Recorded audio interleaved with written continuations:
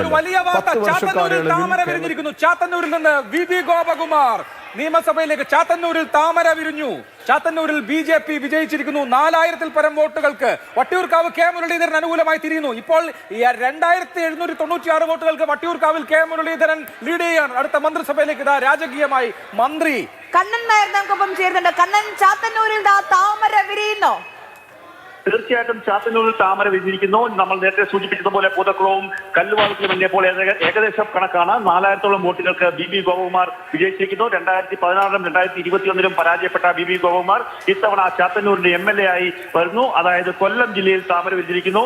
ചാത്തന്നൂരിൽ താമര വിരിയുമെന്നുള്ളൊരു പ്രതീക്ഷ നേരത്തെ എക്സിറ്റ് പോളുകളിലും അതുപോലെ തന്നെ BJP നേതാക്കന്മാരും ഒക്കെ തന്നെ പറഞ്ഞിരുന്നു. അങ്ങനെ ഇപ്പോൾ താമര വിരിയുന്ന ഒരു സ്ഥിതിയിലേക്ക് പോയിരിക്കുന്നു. തുടക്കത്തിൽ ചിറക്കര പഞ്ചായത്തിൽ BJP ലീഡ് ചെയ്തു. അതിനുശേഷം അതിശയം അടക്കമുള്ള സ്ഥലങ്ങളിലൊക്കെ തന്നെ LDF ആണ് ലീഡ് ചെയ്ത് അവസാന ഘട്ടത്തിൽ എത്തിയപ്പോഴാണ് ലീഡ് പതുക്കെ ഉയർത്തിക്കൊണ്ടുവന്നത്. ആദ്യം 10ാം റൗണ്ട് ആയപ്പോഴേക്കും 1466 വോട്ടായി. 11ാം റൗണ്ട് ആയപ്പോഴേക്കും 1634 വോട്ട്. 13ാം റൗണ്ട് ആയപ്പോഴേക്കും 3344 വോട്ട് എന്നുള്ള കണക്കിലേക്ക് എത്തി. അവസാന റൗണ്ടിൽ 710 വോട്ടുകളാണ് BB ഗോപകുമാറിന് ലീഡായി ലഭിച്ചത്. അങ്ങനെയാണ് 4044 എന്നുള്ള ഒരു കണക്കിലേക്ക് എത്തിയിരിക്കുന്നത്.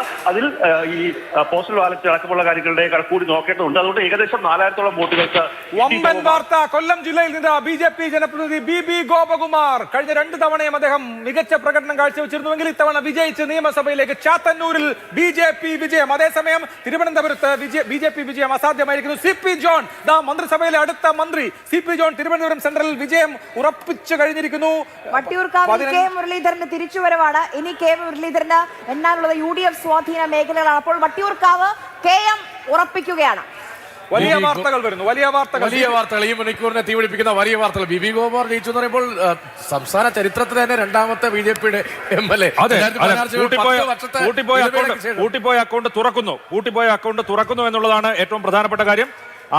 2001-ന് ശേഷം CPI മാത്രം വിജയിക്കുന്ന ചാത്തന്നൂരിൽ CPIക്ക് വലിയ തിരിച്ചടി നേരിടുന്നു. 3 പ്രാവശ്യം തുടർച്ചയായി ജയിച്ച GS ജയലാൽ മാറി R രാജേന്ദ്രൻ മത്സരിക്കാൻ വരുന്നു. അവിടെയാണ് 2 പ്രാവശ്യം പരിശ്രമിച്ച് പരാജയപ്പെട്ട BB ഗോപകുമാർ ജയിക്കുന്നത്.